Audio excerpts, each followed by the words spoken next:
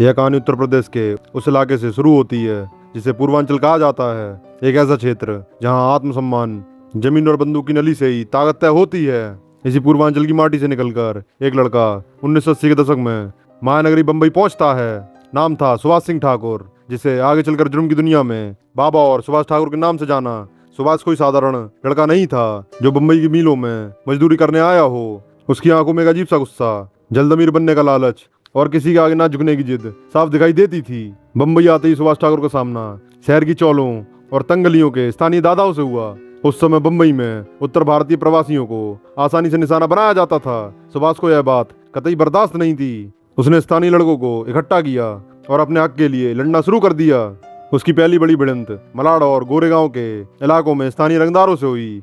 सुभाष ठाकुर ने बिना डरे सरेआम धारदार हथियारों और देसी कट्टों का इस्तेमाल किया। पुलिस रिकॉर्ड में उसका नाम पहली बार हत्या के प्रयास और अवैध वसूली के मामले में दर्ज हुआ। लोगों ने देखा कि यूपी का यह लड़का बंबई के पुराने भाइयों के सामने घुटने टेकने के बजाय उन्हें सीधे चुनौती दे रहा था। सुभाष ठाकुर का मिजाज बेहद आक्रामक और बेखौफ था। वह पलक झपकते ही ट्रिगर दबाने के लिए जाना जाता था। उसकी इस खूंखार तबीयत ने मुंबई अंडरवर्ल्ड के बड़े सिंडिकेट्स का ध्यान अपनी तरफ खींचना शुरू कर दिया। 1980 के दशक के उत्तरार्ध में बंबई की सड़कों पर गैंग वॉर की शुरुआत हो रही थी, जहां हर बड़े गैंग को ऐसे मसल्स और शूटरों की जरूरत थी जो सीधे दुश्मन के इलाके में घुसकर तबाही मचा सकें।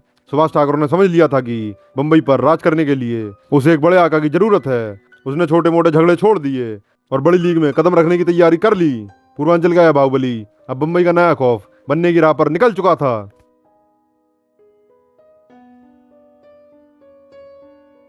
1980 के दशक के आखिरी सालों में दाऊद इब्राहिम का सिंडिकेट यानी डी कंपनी पूरी मुंबई को अपने शिकंजे में ले रही थी। दाऊद इब्राहिम और उसका भाई साबिर इब्राहिम दुबई से पूरे नेटवर्क को ऑपरेट कर रहे थे, लेकिन मुंबई की सड़कों पर उनके सबसे बड़े दुश्मन थे पठान गैंग के करीम लाला और समद खान।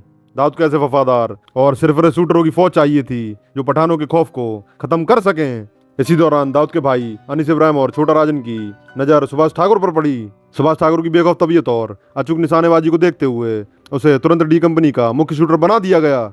डी कंपनी में शामिल होते ही सुभाष ठाकुर ने अपनी क्रूरता का प्रदर्शन शुरू कर दिया। दाऊद इब्राहिम जब भी किसी बड़े बिल्डर, राजनेता या प्रतिद्वंदी गैंग के लीडर को रास्ते से हटाना चाहता तो वह काम सुभाष ठाकुर को सौंपा जाता था। सुभाष ठाकुर ने मुंबई के इतिहास के कई सनसनीखेज एनकाउंटर्स और मर्डर्स को अंजाम दिया। वह दिन दहाड़े गाड़ियों में आता, AK-47 और विदेशी पिस्तौलों से टारगेट को छलनी करता और गायब हो जाता। मुंबई पुलिस की क्राइम ब्रांच के लिए वह एक अदृश्य भूत की तरह बन गया था। उसकी वफादारी और काम की सफाई ने उसे दाऊद इब्राहिम और छोटा शकील के सबसे करीबी और भरोसेमंद हिटमैन बना दिया। सुभाष ठाकुर सिर्फ एक शूटर नहीं था, बल्कि उसने यूपी के शूटरों का एक पूरा नेटवर्क बंबई अंडरवर्ल्ड में स्थापित कर दिया था, जिसे यूपी गैंग कहा जाता था। डी कंपनी के भीतर उसका रसूख इतना बढ़ गया था कि बड़े बड़े गैंगस्टर्स भी उससे बात करने से पहले सोचते थे। वह दुबई से आने वाले सीधे ऑर्डर्स को फॉलो करता था। जब भी बंबई की सड़कों पर डी कंपनी के खिलाफ कोई आवाज उठती, सुभाष ठाकुर की बंदूक उस आवाज को हमेशा के लिए शांत कर देती थी। उसने दाऊद के साम्राज्य को बढ़ाने के लिए अपने हाथों को खून से पूरी तरह रंग लिया था और मुंबई अंडरवर्ल्ड के इतिहास में अपना नाम सबसे खूंखार हत्यारों की सूची में दर्ज करा चुका था।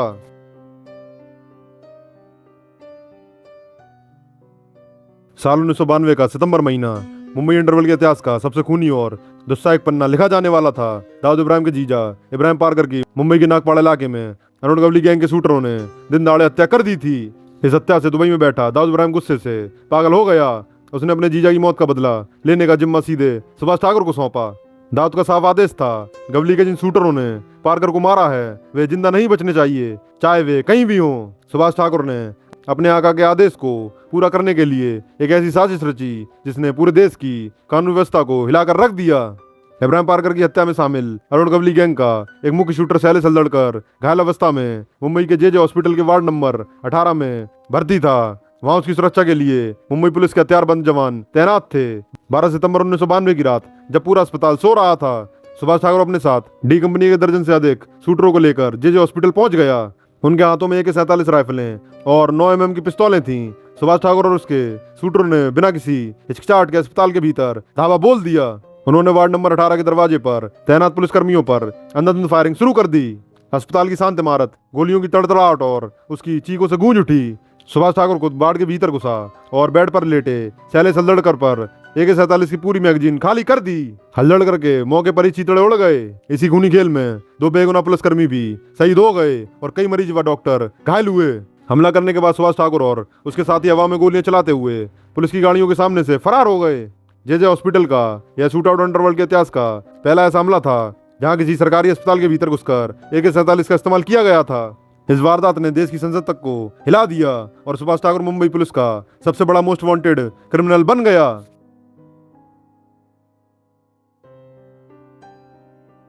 जे हॉस्पिटल शूट आउट के बाद मुंबई पुलिस की क्राइम ब्रांच, CBI और देश की तमाम खुफिया एजेंसियां सुभाष ठाकुर के पीछे हाथ धोकर पड़ गईं।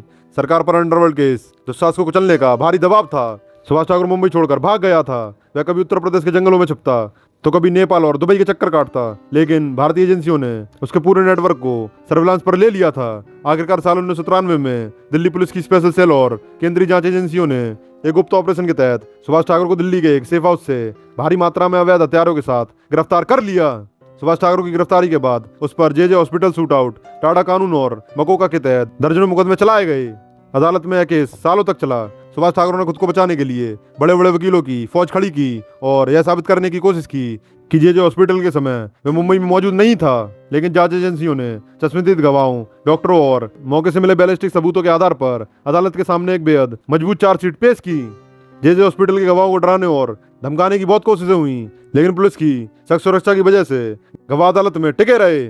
साल 2000 के दशक की शुरुआत में अदालत ने जे हॉस्पिटल शूट आउट के मामले में सुभाष ठाकुर को दोषी करार देते हुए उम्र कैद की सख्त सजा सुनाई।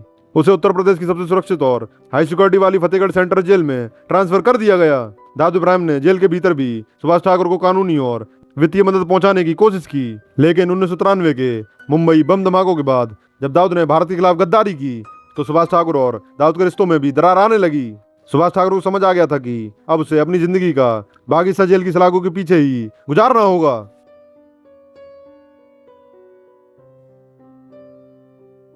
उम्र कैद की सजा मिलने के बाद भी सुभाष ठाकुर की कहानी खत्म नहीं हुई। उसे उत्तर प्रदेश की फतेहगढ़ जेल में रखा गया, लेकिन उसका खौफ और उसका सिंडिकेट जेल की ऊंची दीवारों को पार कर बाहर की दुनिया को कंट्रोल करता रहा।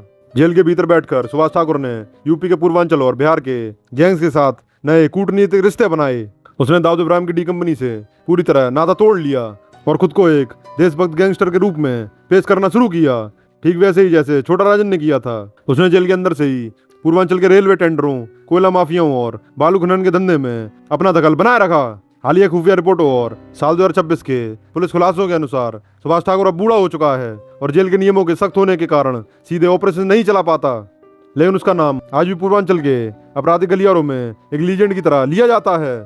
जेल के भीतर से उसके सहारे पर आज भी जमीनों के बड़े बड़े विवाद सुलझाए जाते हैं। नए और उभरते हुए अपराधी आज भी फतेहगढ़ जेल में उससे आशीर्वाद लेने या उसके नाम का इस्तेमाल करके रंगदारी वसूलने की कोशिश करते हैं। उसका बेटा और उसके करीबी रिश्तेदार अब उसके इस रसूख को सफेद पोस्ट बिजनेस और ठेकेदारी में बदल चुके हैं। सुभाष सिंह ठाकुर उर्फ बाबा की यह पूरी कहानी यह बयां करती है कि कैसे पूर्वांचल का एक साधारण लड़का मुंबई अंडरवर्ल्ड का सबसे खूंखार और बेरहम शार्प शूटर बन गया। जे हॉस्पिटल में चलाई गई उसकी गोलियों की गूंज आज भी मुंबई पुलिस के इतिहास में दर्ज है। हालांकि वह आज देश की सबसे सख्त जेलों में से एक में अपनी जिंदगी के आखिरी दिन गिन रहा है, लेकिन अंडरवर्ल्ड और अपराध के पन्नों पर सुभाष ठाकुर का नाम हमेशा खून से सने अक्षरों में लिखा रहेगा।